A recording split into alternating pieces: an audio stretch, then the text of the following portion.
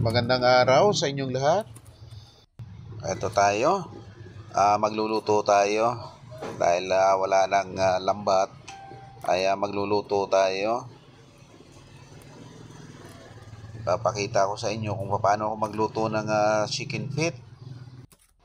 Pwede itong pang negosyo o pang pulutan sa mga mahilig mamulutan at sa mga mahilig din magluto ng mga ulam.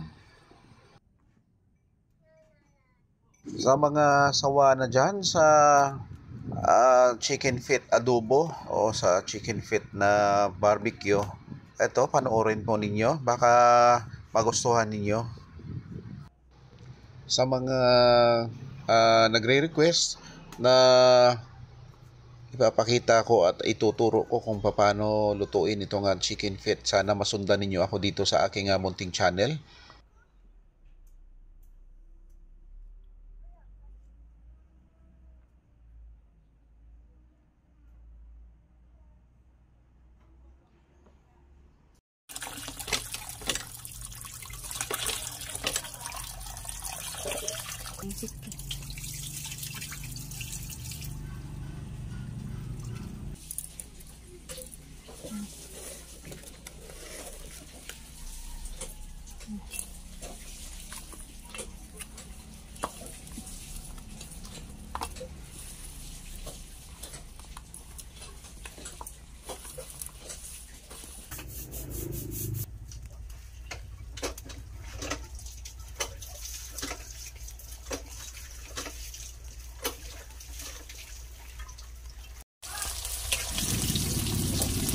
Okay, prito ko na.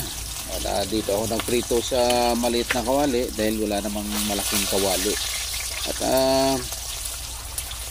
dapat mahina lang yung apoy dahil baka masunog din yung balat ng chicken feet. So sayang lang din dahil manipis itong balat niya.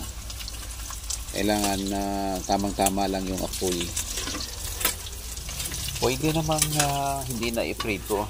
Pero ako, iprito ko para medyo mabawasan yung lansa ng chicken feet.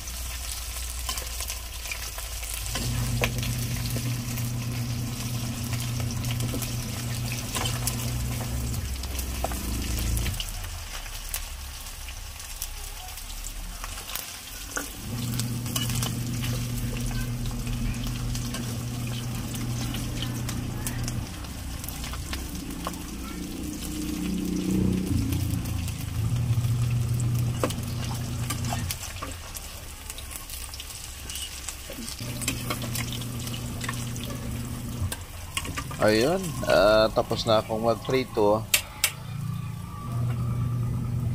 So, ang gagawin ko ay maghiwa naman ng luya at bawang sibuyas. Nasa sa inyo yan kung gusto niyo medyo malaki din yung paghiwa ng luya o liita ninyo, nasa sa inyo na.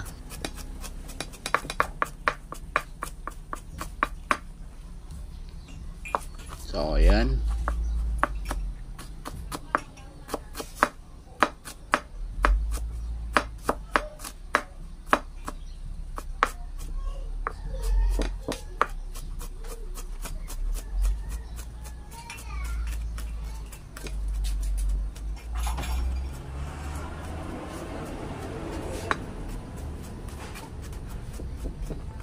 Sunod naman itong bawang. Isang butil lang dahil sa kaunti lang ang ating niluluto para medyo tipid dahil mahal nga yung bawang ngayon. Ganon din yung sibuyas. Yung sibuyas ay kalahati lang dahil para makatipid din tayo. Tipid-tipid tayo sa mga ginagamit natin dahil sa sobrang mahal na ngayon.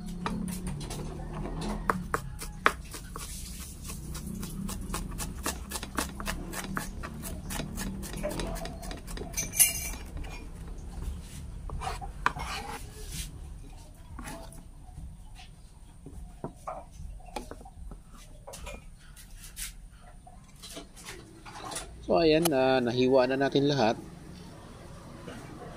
At ready na tayo para maggisa.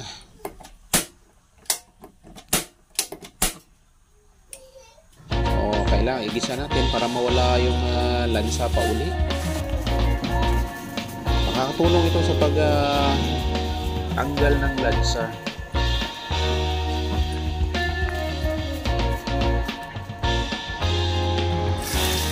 Yung pinagprituhan nating mantika, yun din ang ginamit natin para panggisa. Kahit kung makikita niyo ay golden brown na yung mantika ang ginamit natin.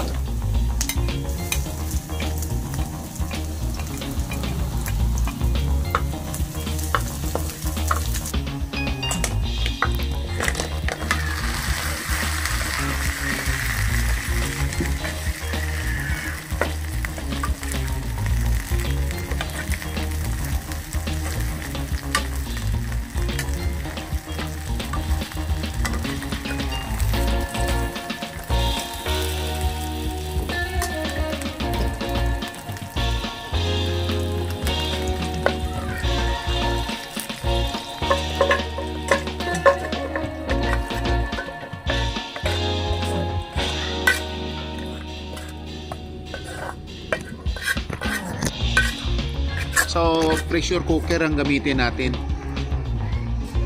Kapag meron kayong pressure cooker, ay pressure cooker yung gamitin ninyo para lumambot itong chicken feet. O kung wala kayong pressure cooker ay kaldero ay pwede na. Kaldero lang pwede na.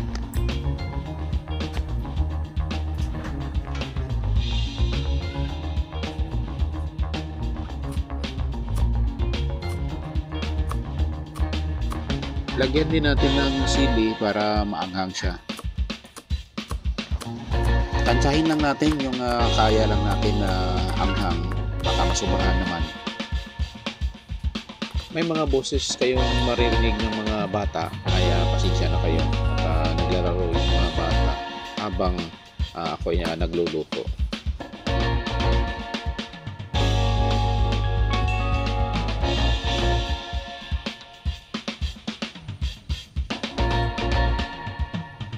Ilagay na natin yung sili para maumpisahan na natin ang pagluto nito.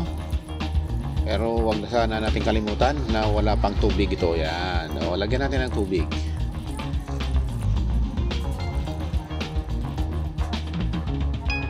Yung tamang-tama lang yung tubig, baka masubrahan din o baka mamaya matuyuan din. So tamang-tama lang ang ilagay nating tubig.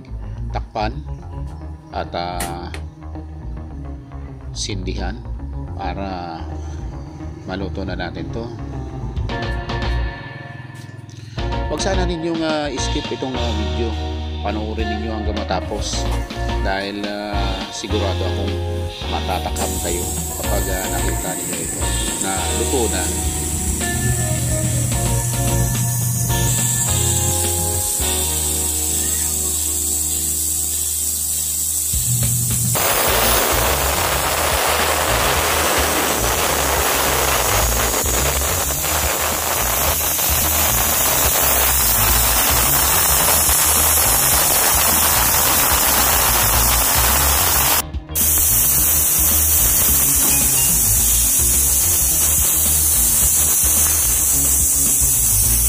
So pagkatapos ng 15 minutes ay pwede na ninyong patayin yung apoy dahil sigurado akong malambot na itong chicken feet natin. So panoorin natin, tingnan natin kung okay na ba to. Ayan, wow. Ilagay natin sa plate, tingnan natin. kung okay na ba ito. Pwede itong pangpulutan sa mga mahilig sa pulutan. Pwede naman itong gawing ulam sa araw-araw nating pang-ulam. O, ayan. O, sa mga mahilig mamulutan dyan, ito ay medyo maanghang.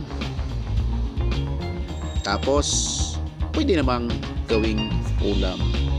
Yan, malambot siya. So kung nagustuhan ninyo itong video ay huwag sana ninyong kalimutan mag-subscribe at i-like itong video. Maraming salamat sa inyong panonood. Itong inyong kabatak ay pansamantalang magpapaalam.